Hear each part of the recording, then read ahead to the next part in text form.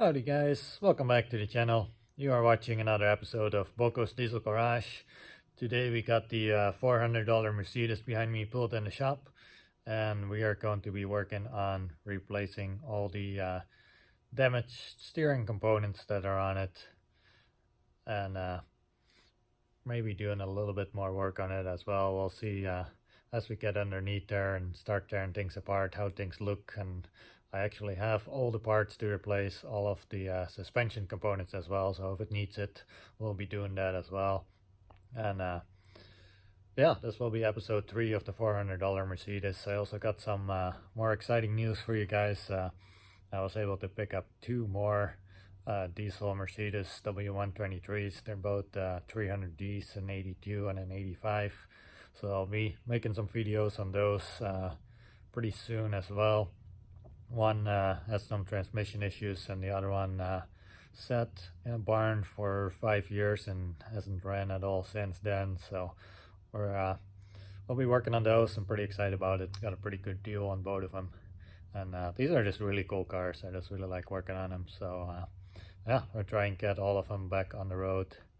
But we'll get to this one here. And also, if you're interested in hotshot videos, I'm looking at buying a new trailer that's a little bit longer than the one I have right now. So there'll be a video coming up on that pretty soon if I'm able to buy that one. So stay tuned for that, and we'll get started on this one right here. Alright, so we pulled the $400 Mercedes into the shop here so we can do some work on it. I've been having a really hard time getting this this front quarter panel here to come off. The other one that I pulled off from the car at the junkyard came off real easy. You basically just undo all the little bolts down the side here where you see where it was attached, and then on the top here it has some bolts, and I undid all of these, and then down up along here, but it still won't come off because it has some kind of undercoating that's on here, and it's really thick caulk type stuff that's on here, and I've been chiseling away at it and I just can't get it to come off. So I think the next thing I'm gonna do is I'm just going to cut this right along here, and then that way I'll at least have a little better access to get that last piece out that is just stuck on there right now. Before we get going on that, I'll show you guys all the damage that's underneath that I couldn't see earlier. Alright, so I don't have a lift, but I do have some concrete blocks you can see that the car is sitting on right now, and then it's supported by a jack over on that side. But what I wanted to show you guys here is how bent this is. This is supposed to be straight. You can see the arch in there. And if you look at this one underneath here, that's right here, look at how bent that one is. And then the one on the other side here is also slightly bent. It's hard to see on the camera, I think, but it's not completely straight either. And the worst one is definitely this one in the middle. That looks pretty crazy. So all of this is gonna have to come out. Got a couple boxes of new parts here that just came in, so I was waiting on those. So we got a bunch of parts here and some more over there. We're just gonna do a complete front end rebuild, and I'll show you guys on the video, and we'll see how it goes.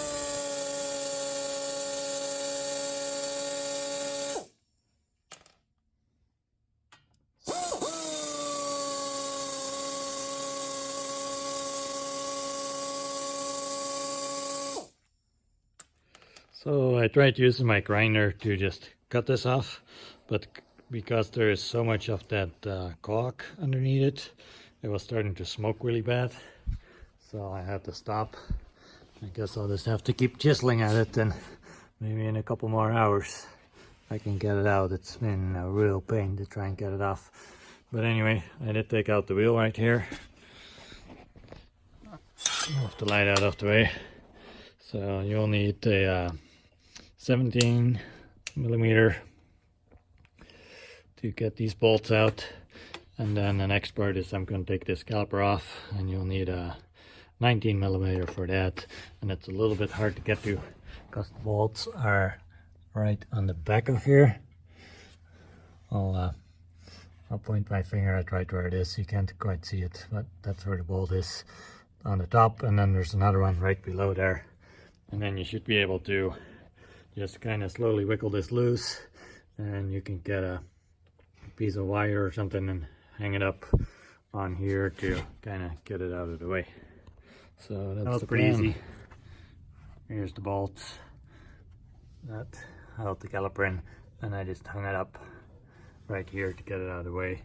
So next is I'm gonna use a flathead screwdriver and kind of carefully pry this off here so we can remove everything else. We got the dust cap off, and this is what it looks like behind here. I'm pretty sure that it's not what they normally look like. I was expecting like a castle nut or something to be in there, but instead I found this, and it looks like you need a 5mm hex to get in here and loosen this up, and then this should be able to come off. So after loosening that, I was able to just spin this off. It does actually have threads inside. I'm not sure if it's original or not. I'm going to put that in here, and now I'm going to need both hands, and you can just pull this off, but you got to be careful and catch the bearing so it doesn't fall out on the ground. Alright, so I pulled it all off. I got the outer bearing, put it in the hubcap there, and that's the rest of it. Now there's the shield left here. It's just like a dust shield for the brakes, and you can see the hex that's sitting in there. It's just a 5mm, and then you can take that off as well. You probably don't even really need to, but I'm gonna take it off anyway just so I can clean it up real nice, sand it down, paint it, or maybe just put a new part on it. I don't know, I didn't order those, but if they're pretty cheap I might as well replace it. So I got a nice clean part on there, but you can see here now we got enough room to get to this here, and this one does have a castle nut on it, so you just pull that pin out and then you can remove it. Alright, so I just pulled this off, just held in by those 3 bolts there that you need a 5mm hex for to get it off. And I cleaned this up a little bit so you can actually see the pin that's in the castle nut right here. And this was clipped around the outside, so I straightened it. Now you just pull this out, then you can loosen up the castle nut and pull this assembly apart. Alright, I got my tie rod pulled out from here, going back to over there. 2 castle nuts, one on each side. You just pull the cotter pin out, and then you can undo this. It's also a 17mm. So far I've been able to do everything with a 17mm and a 19mm for these bolts, and then a 5mm for those. So here's the old one. You can kind of see it's bent a little. There's also a lot of play in these. I can move this around pretty easily. Looks like actually this side was replaced at some point, but they didn't replace the other side for some reason. Anyway, you can see how it's bent. And this is the new one right here. And you can also see some damage on it right there, where it rubbed up against something else. Now, to get this one to come out, I did have to use a hammer, and it's still in here. I just hit it to try and get it to come out, and same on the other side. So it took a little bit of effort to get it to come out. Alright, so the next thing I'm going to try and do is get this center stabilizer bar out. And it's hard to show you guys. Guess you can kind of see it from here. I'll point at it. So right there's another 17mm bolt. And then the center bar is right up on here. That's a castle nut again, 17mm.